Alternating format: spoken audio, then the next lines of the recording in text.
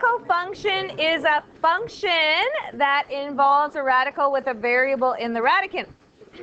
You can create radical functions by using a table of values, graphing the base function f of x in the radicand and transforming. So here is a line y equals x, or f of x equals x. So let's take some certain points, significant points like zeros. Ooh, what happened there? Hold on. Okay. 0, 0, 1, 1. What's another perfect square? 4, 4. If you want, you can have 9, 9. Yes?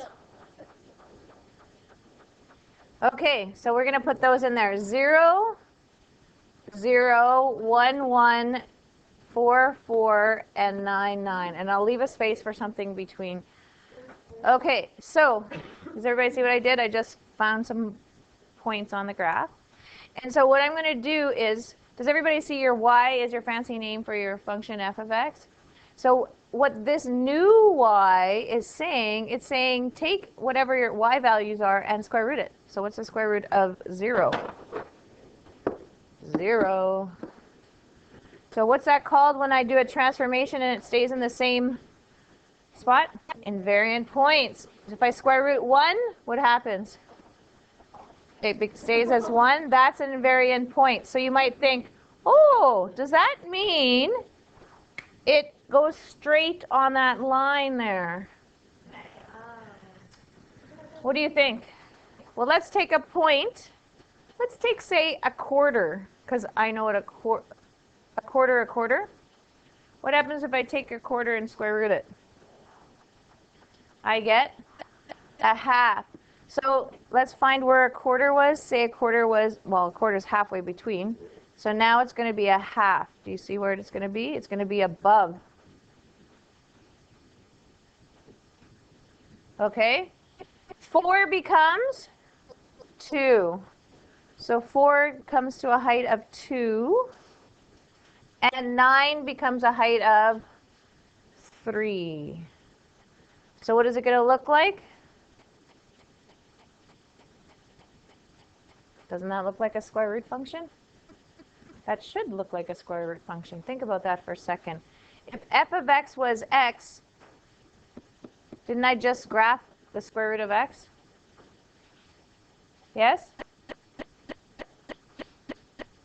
And so that's how we graph square root functions. Between 0 and 1, it goes above the graph of y equals x, and then from 0 to infinity, it's below. When you square root fractions between 0 and 1, it becomes a bigger number. If you square root whole numbers from 1 to infinity, it becomes a smaller number. So that's a big concept you have to get from this unit. Okay, so the invariant points 0, 0, and 1, 1 are unaltered. Okay, here is a graph of y equals f of x. Can anybody come up with the equation? This is grade 10 stuff, so we should be able to do this. What's the equation of this line? The equation is not y equals mx plus b, but that will help you get the equation. First off, it's going down, so the slope is negative. So y equals negative what? It's going down 2 over 3, negative 2 over 3x. And then what's my y-intercept? Minus 2. I'm a little scared that nobody shouted that answer out, but that's okay. Okay, so let's take some points on the graph. Let's take ones that square root nicely. So a 4. Where's my 1? Right there. There's my 0. There's my negative 1. Let's take a quarter. Quarter would say be about there. Okay. I'm looking at perfect square heights. So at, what is that, negative 9, it was at a height of 4. At, well, I'd have to figure it out exactly. but it's at a height of 1. I'll just say, I don't know. It's at 1. Does everybody see? It's between -4 and 5. I'd have to figure it out algebraically if I really wanted to know. The other point here I'm taking is a quarter. Again, I don't know what that x value is, and I don't really care. You wouldn't be using a table of values. At that x value is -3, 0. And again, some x value I don't really care about. It's at -1. So this is just to show you what we're doing here. You're not going to use a table of values. Once you know how to do this technique, this is too much work, right? Okay, so if I square root 4, I get 2. So 4 becomes a height of 2. Does everybody see what's going on here? 1 becomes a square root of 1, which is 1. A quarter becomes a half. So right there, say. 0 becomes 0. And -1. So undefined, right? So what happens now with square root function graphs is it cuts off everything in the negatives. So all of this is now gone. And what we have here is a graph that looks like that. The markers are looking between 0 and 1, that it goes above the line, and it's an invariant point at a height of 0 and a height of 1. They're looking for those 3 key features. If you don't have that, then you'll get some marks taken off. So what was the domain of the original function f of x? Well, the range and domain was -∞ to infinity, because it's a line, right? So what about our new function? What's the domain? -∞ to -3, including -3, and what's my range?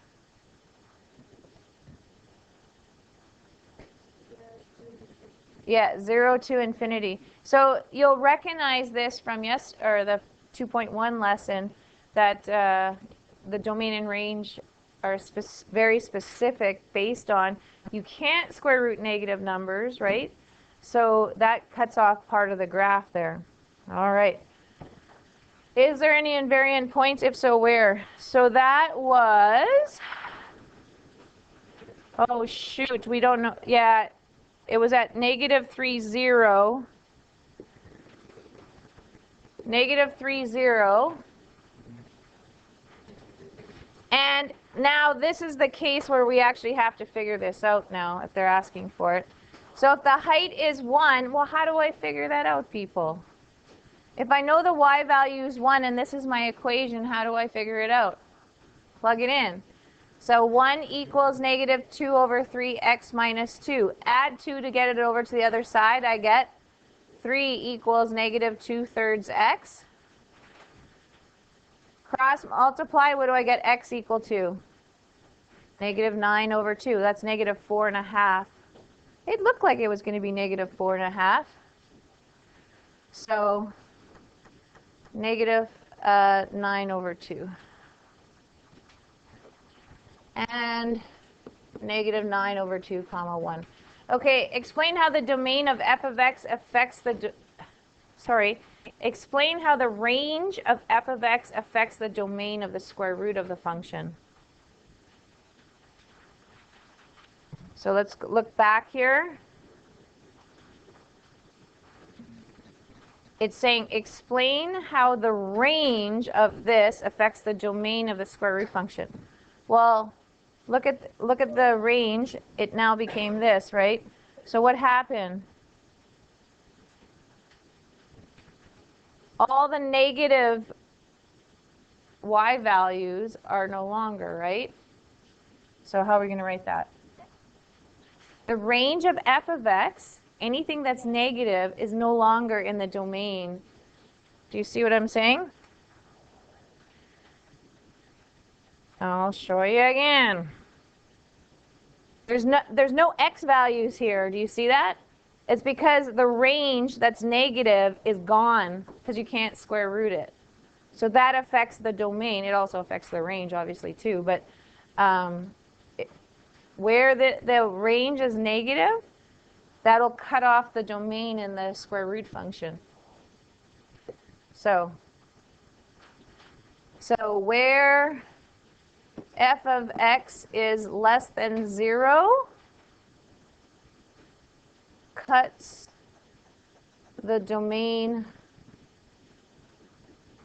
of x out. Something to that effect of the square root of f of x. Does everybody know what I'm trying to say there? The negative y values, you can't square root it. So if you can't square root it, there's no longer any x values in the square root function, right? Okay, so we're going to compare the value of f of x to the relative location of the square root of f of x. So where f of x is less than 0, what happens? It's undefined now, yeah. Okay, what about where f of x equals 0? It's 0. This is, like I said, this is key features. Where the y value is 0, the square root function will be 0. What about between 0 and 1? It's going to be bigger. That's another key feature I can't stress enough. So that means the square root of f of x is going to be greater than f of x. And it has to be clear on your graph that you're making it above your original. Where f of x equals 1, it's 1. And where f of x is greater than 1, it's going to be smaller. So the square root of f of x is going to be smaller than f of x. Okay, so I'll repeat by showing you the graph there. Where f of x is negative, it's undefined. Where it's 0, it's still 0. Where it's 1, it's still 1. Between 0 and 1, it's above this function. And the height of 1 and up, that function part, the square root function is going to be below it. So that's the key features that they're looking for. Okay.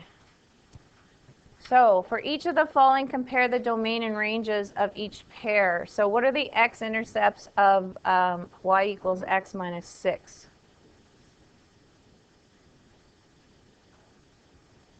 So it's 6, yes? Let's just do all of the line right now. What's the y-intercept? Negative 6. What's the maximum value? I'm sorry? It's a line, you guys, so what's the maximum value? Yeah, so none. There's no value for infinity, right? And what about minimum value? None. Okay, and so then the domain of a line? Negative infinity to positive infinity. And what about the range? Same thing? Okay, that should be, you know, we've been doing lines for a long time now, right? Okay, so now this square root function. So think about the line. If you want, you can do a quick sketch. It looks something like that, right? Negative x. Yes. So what's going to happen here then? A new function is going to be starting at where our x-intercept is, or 0 is, right? So that's something that you don't need to graph to figure out. You just, now you're going to realize, oh, whatever my x-intercept is in my normal function, that's the starting spot, right?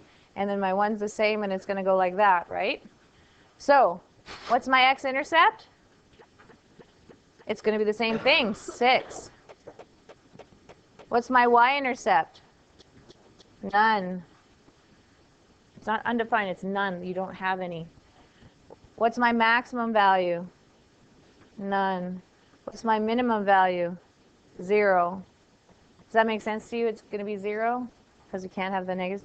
Okay, domain. 6 to infinity. Yes, my range. 0 to infinity. Okay, again, what you're supposed to get from this is the x-intercept of the original function is your starting value going forward, right? Okay, let's go to the next one. This time it's a negative slope. Remember what this line graph looks like? A point on 3 and it's going down to the right. That's just a quick sketch, right? What's my x-intercept? 3. What's my y-intercept? 3. What's my max? None. What's my min? None. My domain and range is going to be the same as always for a line, negative infinity to infinity. Yes? Okay, so let's look at this sketch, quick sketch. What's going to happen? What happens when I have a negative slope line versus a positive slope line? It's going to go the other way. So say this is 1, it's going to go like this. Does everybody see that? This is the connection you're supposed to be getting here. So what is my x-intercept? It's still 3. Ooh, what's my y-intercept? There is a y-intercept this time. I'm sorry? Root 3, thank you. Just sub 0 in for... What happened the last time if I sub 0 in to the square root function? I get the square root of -6, that's why there was none, right? Here if I put 0 in here, I get 3 inside, and I can square root 3, so that means I have a y-intercept. What's my max value? None. What's my min value? 0. What's my domain?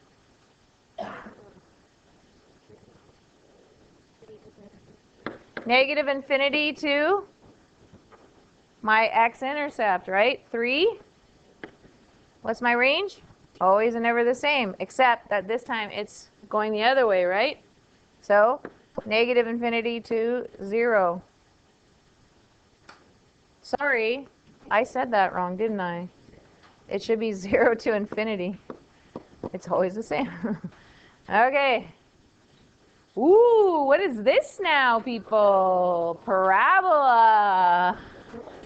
A parabola that got shifted down 4. So say about there. Yes?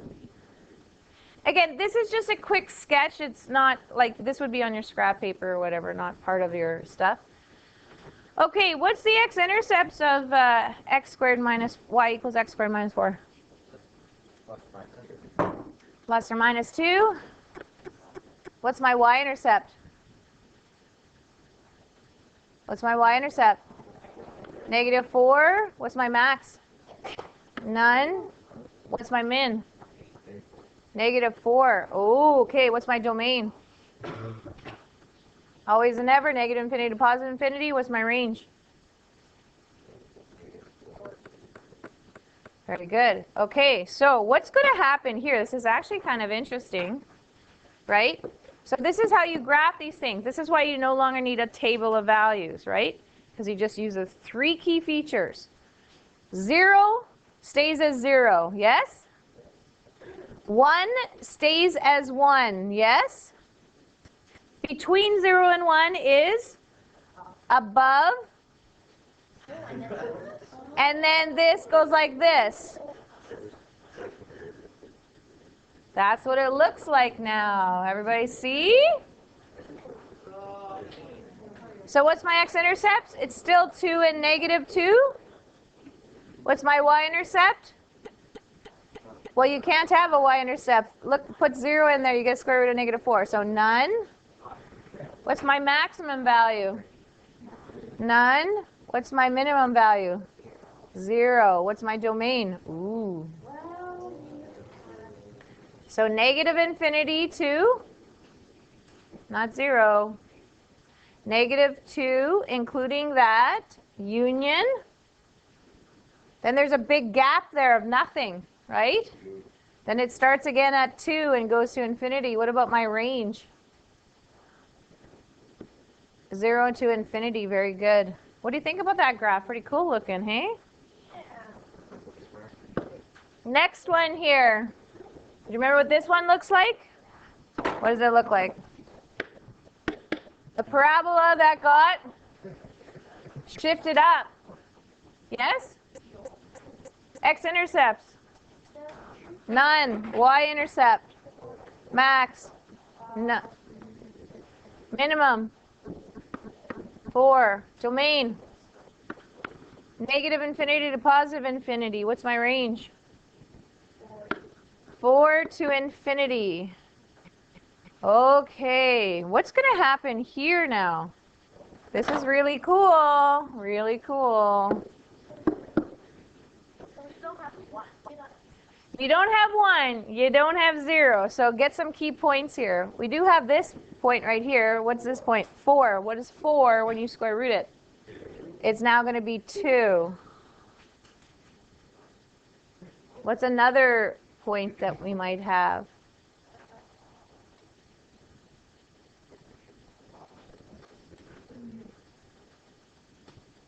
Well, you could say 5, and then what's the square root of 5? Something a little bit above? Yeah? And then say 9 would become 3. So what's going to happen here?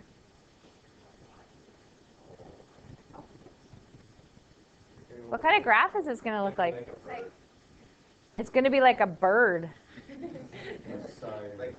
Okay, let's take your graphing calculator and graph the two. -6 and 6 and -20 and 30. So it kind of looks like that. I don't know, it's kind of general.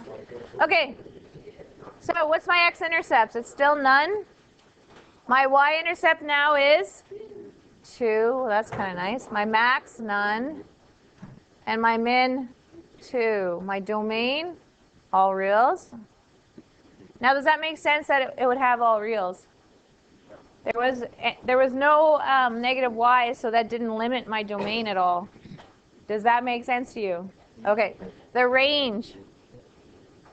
Yeah, so it would be 2 to infinity. Okay.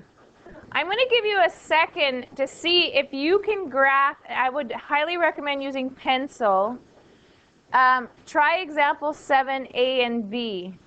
So this is usually how they have it on the exam, is they provide you an f of x graph and you need to square root it. Okay, so the key features 0, 0, 1, 1, negative 1, 1. Those have to be there. They have to be in there, stated, right? And then after that, I would just take, because you're square rooting perfect squares, right? So 9 becomes 3. So then you know roughly where it's going to go. 4 becomes 2, and 9 becomes 3. Yeah? So again, above. Oh, that was horrible. Try it again. That's still horrible. I must be off on my...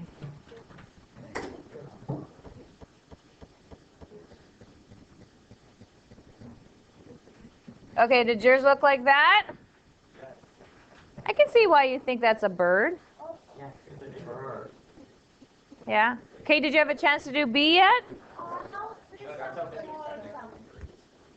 Huh? This one's a really cool one. Really cool one. So 0, 0, 1, 1. 4 becomes 2. 9 becomes 3. Look at that pattern to it.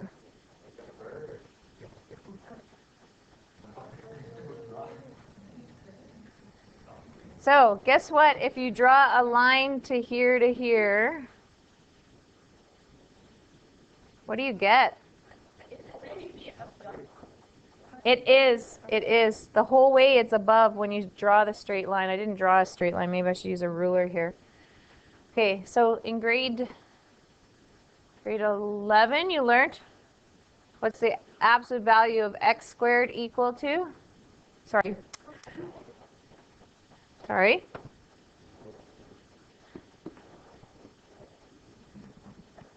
Hopefully you learned this definition. If not, this will be the first you've seen this.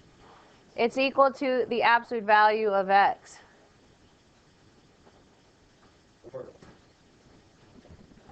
So if x is 2, it's 2. If it's negative 2, it's 2, right? Right?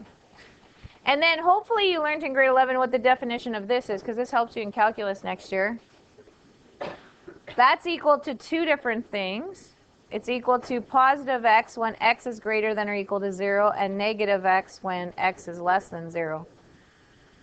So this definition is actually pretty good for your enrichment part for calculus next year. But that is the reason why this becomes an absolute value function. So there you go.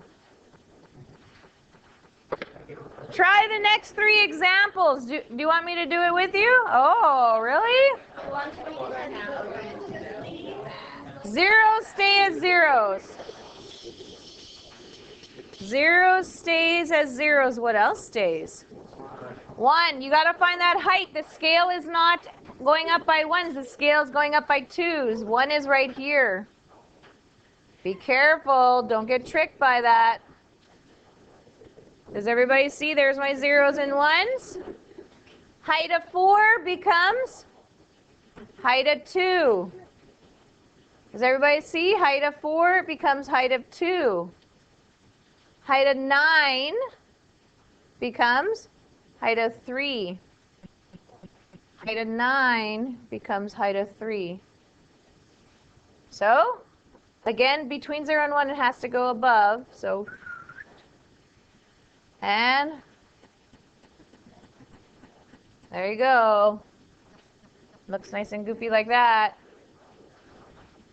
Okay, moving on to the next one. This one's kind of a cool one. Zeros start as 0, stays as zeros. 1 stays as 1.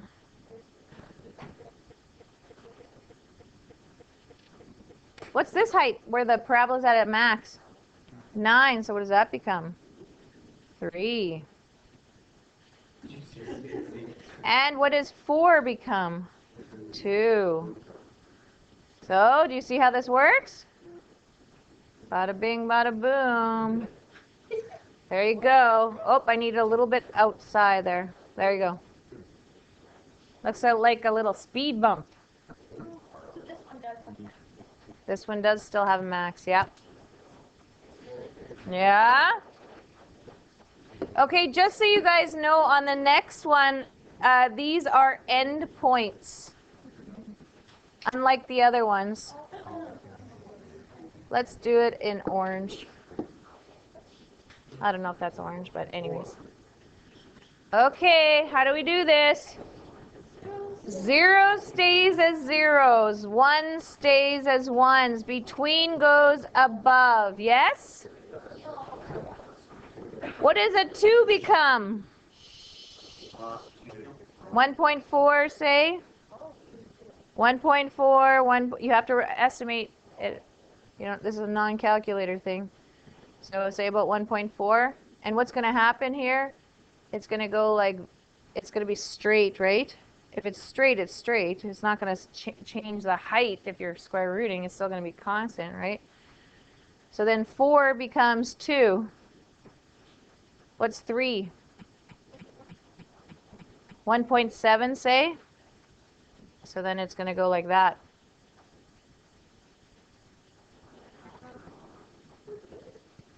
So it's straight here, and it's curved down.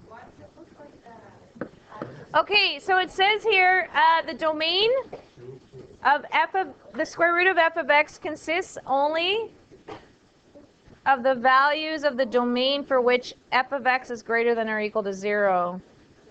The range consists of the square roots of the values of the range for which it's defined. And the graph of the square root function only exists where the f of x is greater than or equal to 0. So we knew all that.